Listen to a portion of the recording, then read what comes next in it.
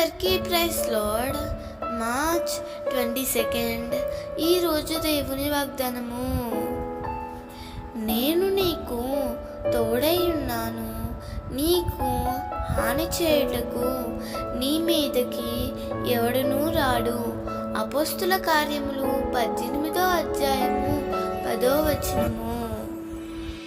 నేడు సమాజంలో స్వార్థం పెరిగిపోయింది. ఒకరు బాగుంటే ఒకరు చూడలేని పరిస్థితులు మనకు కనిపిస్తున్నాయి.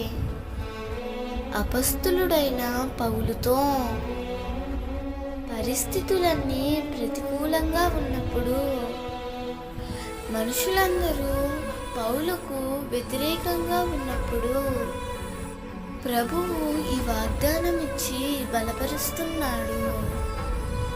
నీవు మంచి పని చేస్తున్నప్పుడు వ్యతిరేకతలు ఎన్నో వస్తాయి.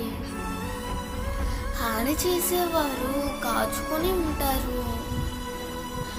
అయితే ప్రభువు నీకిస్తున్న వాగ్దానం, నేను నీకు తోడై ఉన్నాను, నీకు హాని చేయుటకు నీ మీదకి ఎవడునూ రాడు.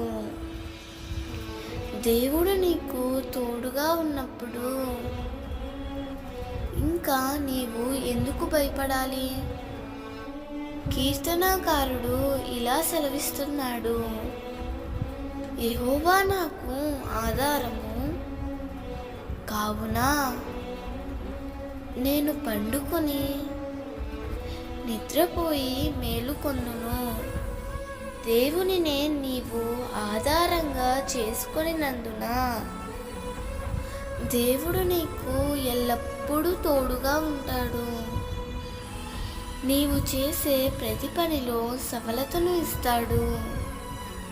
పౌలు వలె, దావీదు వలె ధైర్యంగా జీవించు. నీ మీదకి ఎవ్వరునూ రాకుండా ప్రభువే కాచి కాపాడి నడిపిస్తాడు. అట్టి కృప ప్రభువు నీకు అనుగ్రహించునుగాక. ఆమేన్.